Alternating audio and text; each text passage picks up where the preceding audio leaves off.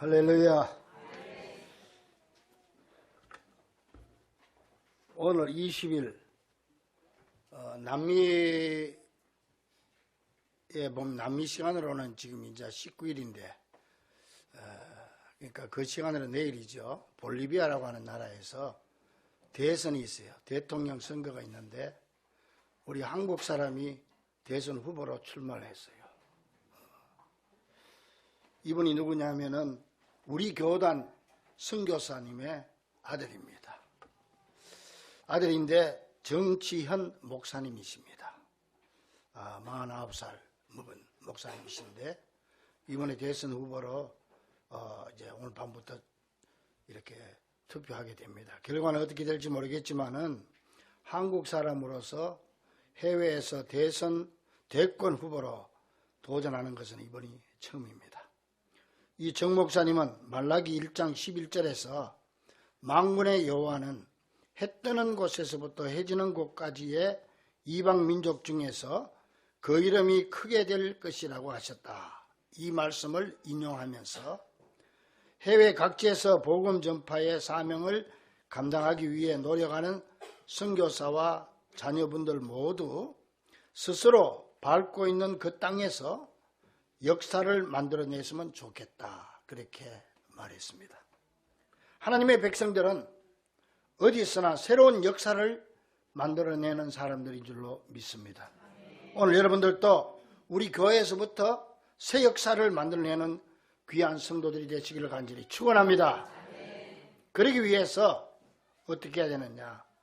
아생교사, 아사교생 신앙을 가져야 됩니다. 제가 처음으로 한문으로 이렇게 제목을 냈는데 나자에 날생자, 내가 살면, 교는 가르칠 교자인데 교회 교자로 그냥 생각하세요.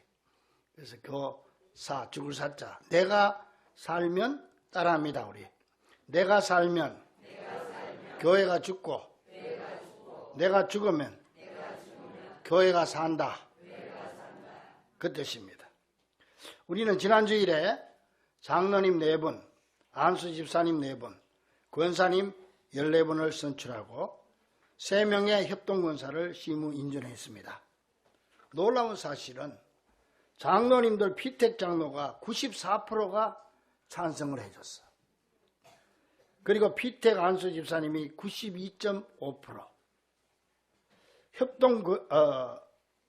협동권사 인준이 90.5%, 피택 권사가 88%, 압도적인 지지로 전부 25명이 피선됐습니다. 할렐루야. 여러분, 이거 대단한 겁니다. 어떤 교회는 장로가 되려면 3분의 2 득표를 얻어야 되기 때문에 이게 안 돼가지고 그냥 3주를 연속으로 3번 투표를 해도 안 되는 교회가 많습니다. 또 안수 입사도 권사는 과반수 이상인데 그게 안 돼가지고 1차, 2차, 3차까지 이렇게 투표하는 교회가 많아요. 지난 주일날 용인 영락교회 임직식이 있어서 제가 갔더니 그 목사님은 그 교회는 2번 만에 됐다고 얼마나 자랑을 하는지. 그래서 내가 속으로 어떻게 생각했겠어? 웃었어. 야, 우리는 한 번에 90% 이상이 나왔는데. 에? 할렐루야. 이거요, 얼마나 감사한 일인지 몰라요. 응? 이 첫째는 하나님의 은혜고, 둘째는 우리 교회의 단합된 표시고, 마음이 하나 된다는 거예요. 성도가 하나 되니까 가능한 거예요. 그리고 셋째로 성도들의 사랑인 줄 믿고 하나님 앞에 감사를 드립니다. 하나님께 영광의 박수 돌리겠습니다. 그리고 우리 피택자들은 정말 성도님들에게 감사해야 돼요. 얼마나 감사한지 몰라. 여러분들을 이렇게 믿고 지지해 준다고 하는 게 얼마나 고맙고 감사한지 모릅니다. 우리 피택자들만 성도 여러분들 감사합니다 하면서 박수 한번 해. 시작. 아니 별로 덜 감사한 것 같아요. 떨어져 봐야 정신을 차리는데 이게. 다시 한번 박수. 시작. 예. 그래서 교인들 선거 전에는 짜장면이라도 사주면 안 돼요. 선거운동 되니까 안 되고, 이제 끝나고는 사줘도 돼. 끝나고는. 그럼 뭐 성도들 다 어떻게 짜장면 사줄 거예요. 그러니까 오늘 저녁에 피택 감사 예배 드릴 때 성도들 식사 한 끼 대접한다 생각하고 하나님 앞에 감사하시길 바랍니다. 그러면 하나님이 그거 감사 받으시고 우리 성도들을 또 축복으로 돌려줄 줄로 믿습니다. 얼마나 귀하고 감사한지 몰라요. 근데요, 문제는 앞으로가 문제입니다. 앞으로 6개월 동안 교육을 받아야 되고, 나를 인정해 주신 하나님과 나를 사랑하고 지지해 준 성도들에게 실망을 주지 않아야 되는데, 그러기 위해서 어떻게 해야 할까요? 한마디로 내가 죽어야 합니다. 따라합니다.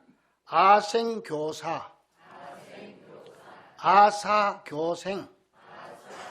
따라합니다. 내가 살면 교회가 죽고, 내가 죽으면 교회가 산다. 믿습니까? 우리 주님은 우리에게 세상의 빛과 소금이 되라고 말씀하지 않았습니다. 이미 너희들은 세상의 빛과 소금이다, 그렇게 말했습니다. 그러므로 우리의 사명은 내가 죽고 교회를 살리고 이 세상을 살리는 것입니다.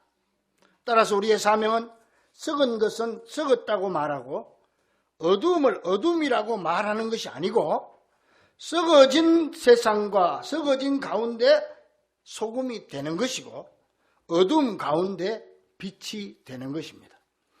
그러므로 여러분, 사실 하나님의 자녀로 택함받은 우리 모두나 주님의 몸된 교회의 일꾼으로 택함받은 사람들은 하나같이 왜 나같이 부족하고 보잘것없는 사람을 당신의 자녀로 삼아주시고 혹은 당신의 일꾼으로 택하여 주셨을까 하는 사실을 고민해 보지 않을 수가 없습니다. 그래서 바울 같은 사람도요, 말년에 믿음의 아들 디모데에게 말합니다. 나는 원래 충성된 사람이 아닌데, 나는 원래 부족한 사람인데 하나님이 나를 충성되게 봐줘서 충성되이 여겨서 나를 일꾼으로 세웠다, 그렇게 고백합니다. 디모데후서 1장 12절에 나를 능하게 하신 그리스도 예수 우리 주께 내가 감사함은 나를 충성되이 여겨 내게 직분을 맡기심이니. 우리는 누구나 다 내 자신을 이렇게 평가할 수밖에 없을 것입니다. 그래서 바울은 이 사실이 너무나 고맙고 황송해서 고린도전서 4장 2절에 그저 맡은 자들에게 구할 것은 충성이라고 고백하면서 자신만 그렇게 산 것이 아니고 우리 모두들도 그렇게 살 것을 가르치고 있습니다. 자, 그렇다면 아사교생, 내가 죽고 교회를 살리는 신앙이란 어떤 신앙입니까? 여러분, 사도 바울은 개종한 다음에 평생 전도하고 충성하다가 노년에 억울하게 감옥에 갇히게 됩니다. 이때 기도를 가장 많이 해준 교회가 빌립보 교회입니다. 이 빌립보 교인들이 차납게나 우리 바울 선생님을 위해서 기도하다가 안 되겠다, 우리가 직접 가서 뵈야 되겠다. 그래서 그때는 뭐 갈 수 없으니까 대표로 에바브로디도 한 사람을 택해가지고 당신이 대신 로마 감옥에 가서 면회하고 소식도 좀 알아보고 우리 소식도 전해라. 그러면서 정성의 표시로 예물도 준비해서 보내게 됩니다. 이 에바브로디도가 이제 로마에 와서 감옥에 바울을 면회와서 빌립보 교회 사정을 쭉 전하면서 지금 빌립보 교회에는 크게 걱정이 한 서너 가지가 있다, 이걸 이제 전달해 줍니다. 그 첫 번째가 뭐냐? 지극히 거룩하신 종, 하나님의 귀한 종인데 복음을 전하다가 억울하게 로마 감옥에 갇혀서 고생하는 걸 생각하니까 우리 성도들이 밥도 못 먹고 잠을 자도 잠이 안 오고 일을 해도 손에 잡히지 않습니다. 그 얘기를 이제 에바브로디도가 바울에게 전해줍니다. 이 얘기를 다 들은 바울은 그 얘기를 가만히 듣고 있다가 말합니다. 듣건대 너무 걱정하지 마시오. 지금 내가 당한 일, 지금 내가 복음 전하다가 감옥에 들어온 이 일이 도리어 복음 전파에 진전을 가져와서 1장 12절에 보니까 형제들아 내가 당한 일이 도리어 복음 전파의 진전이 된 줄을 너희가 알기를 원하노라. 따라서 먼저 아사 교생의 신앙은 고락의 기준을 오직 예수님과 교회에서 찾는 신앙입니다. 그런데 우리는 어떻습니까? 우리는 고락의 기준을 나 자신에게서 찾습니다. 내가 고통스러우면 고통스럽고 내가 불편하면 불편하고 내가 슬프면 슬픕니다. 그래서 항상 나 자신을 보고 불평하고 불만합니다. 그러나 바울은 그렇지 않았습니다. 고락의 기준을 오직 예수님과 그의 몸된 교회에서 찾았습니다. 왜? 내가 여기 감옥에 들어오므로 감옥 안에 있는 관리들을 내가 전도할 수 있었어. 내가 여기 오지 않았으면 이 사람들을 어떻게 전도하겠냐. 그래서 지금 여기 감옥 안에 관리들 중에 믿는 자가 생겼어. 그러니 오히려 마음은 편해. 오히려 내 마음은 즐거워. 그래서 1장 18절 보니까 나는 기뻐하고 또한 기뻐하리라. 믿습니까?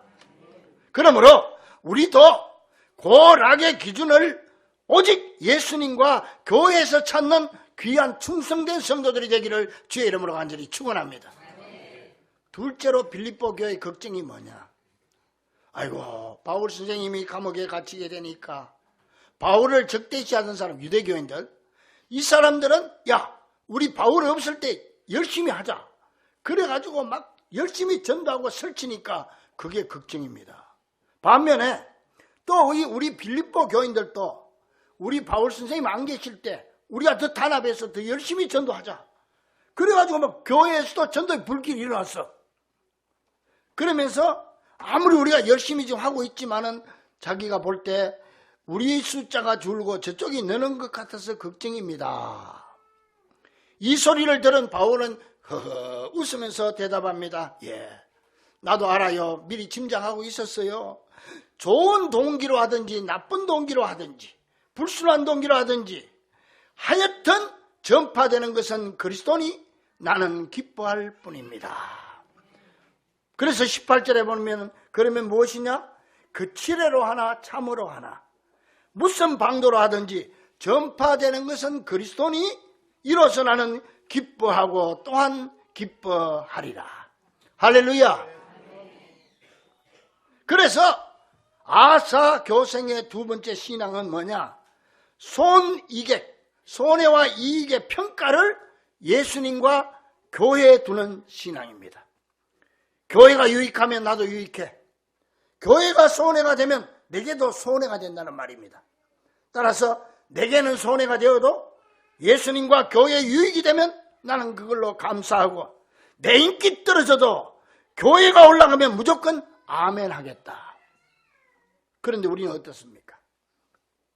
교회를 섬기다가 체면 상하고 자존심 상하게 되면 교회는 뒤로 하고 자기 자존심 내세우고 자기 체면 내세웁니다. 교회가 손해가 되는데 내 체면이 무슨 문제입니까? 따라서 하나님의 일꾼들은 예배드리고 주의 일 하다 보니 내 취미생활 할 시간이 없다고 해야지.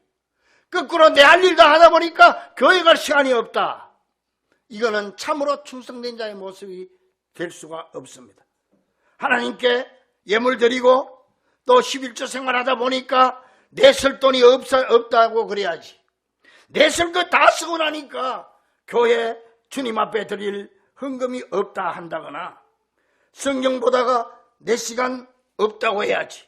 친구 만날 시간, TV 볼 시간, 취미생활 다 하다 보니까 시간이 없어서 성경을 못 본다고 한다면 올바른 충성된 종의 자세라고 볼 수가 없다는 것입니다.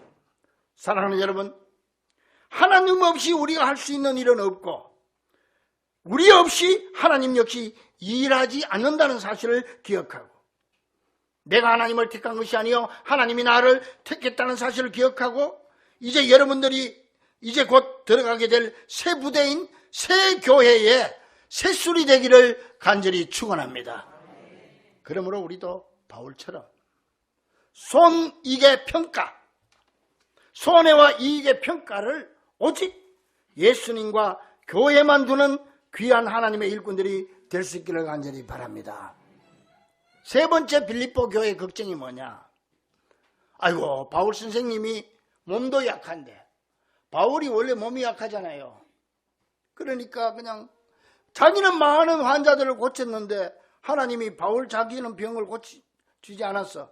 그래서 내가 내 병 고쳐달라고 3번 기도를 했지만은 하나님이 네 은혜가 네게 족하다. 네가 약할 때 오히려 내가 강하다. 너는 그대로 있어라. 교만하지 않기 위해서 병들어 있는 게 낫겠다.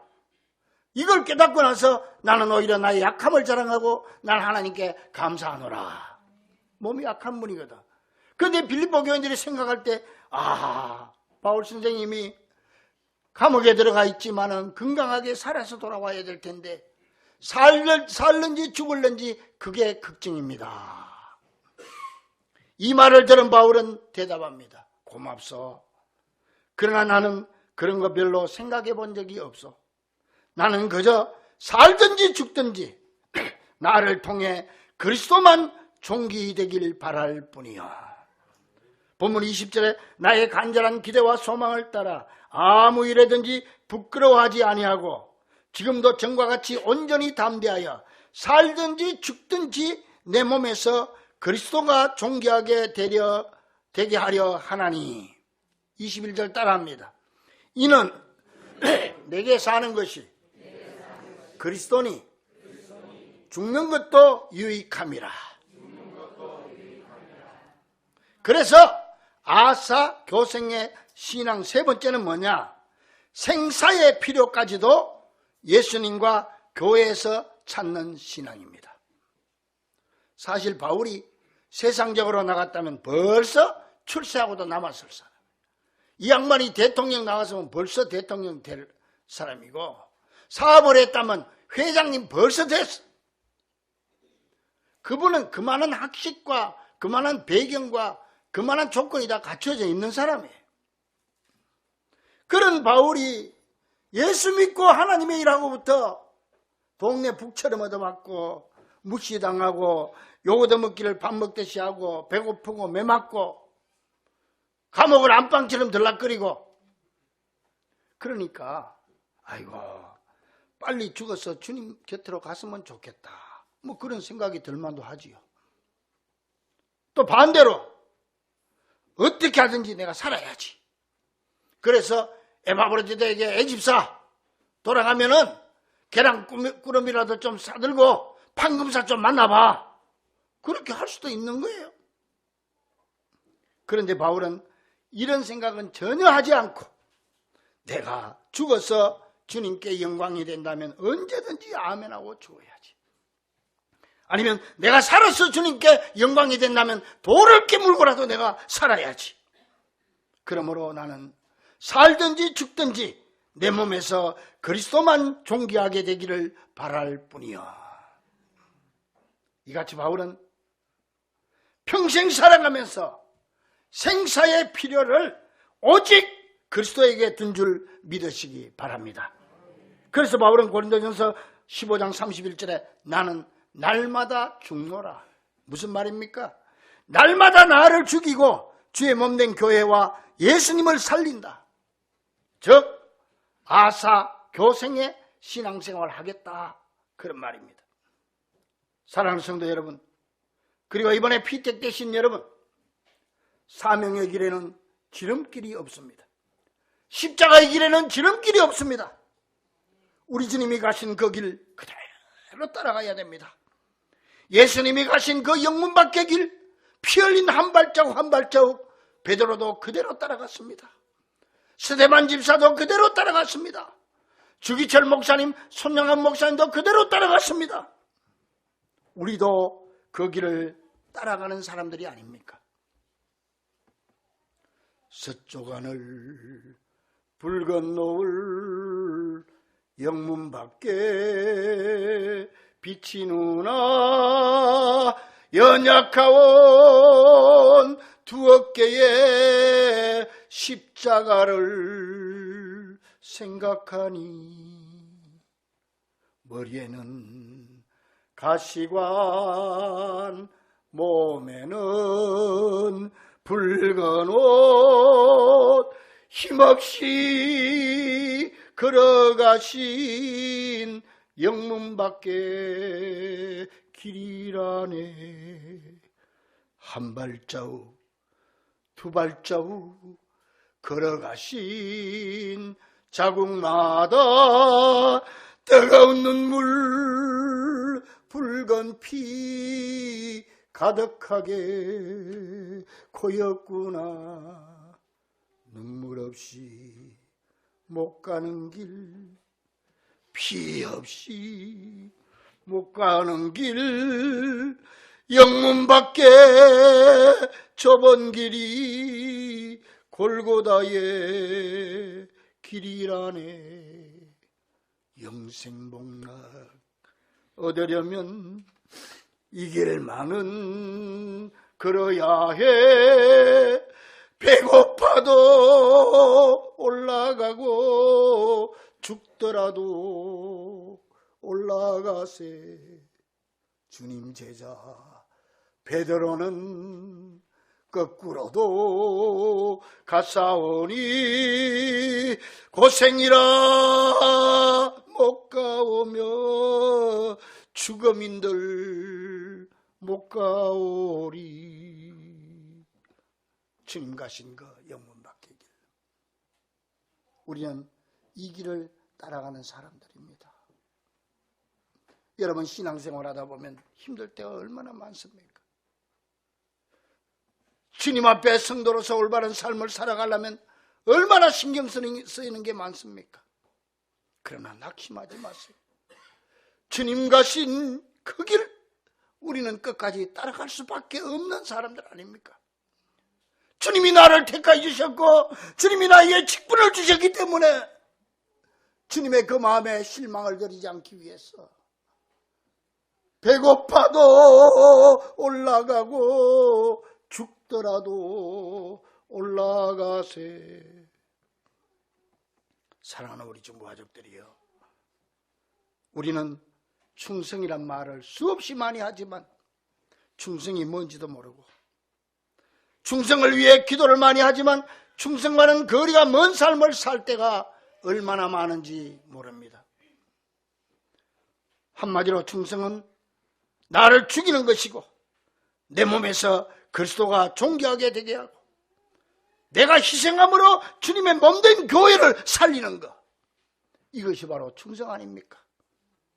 이제 우리 확실히 우리 주님께서 나를 부르셨고 우리를 충성되이 여겨 내게 직분을 맡겨주셨고 또 우리가 그 부르심에 응답했으니 일생을 살아가면서 아생교사, 내가 살면 교회가 죽고 아사교생, 내가 죽으면 교회가 산다는 이 둘 사이에서 반드시 나를 죽이고 예수님 이름 높이고 주의 몸된 교회를 살리는 아사교생의 신앙으로 끝까지 달려가 나중에 우리 주님 앞에 서는 그날 최후 승리자의 모습으로 당당하게 설 수 있게 되기를 이 교회의 머리가 되신 우리 주 예수 그리스도 이름으로 간절히 축원합니다. 기도하겠습니다.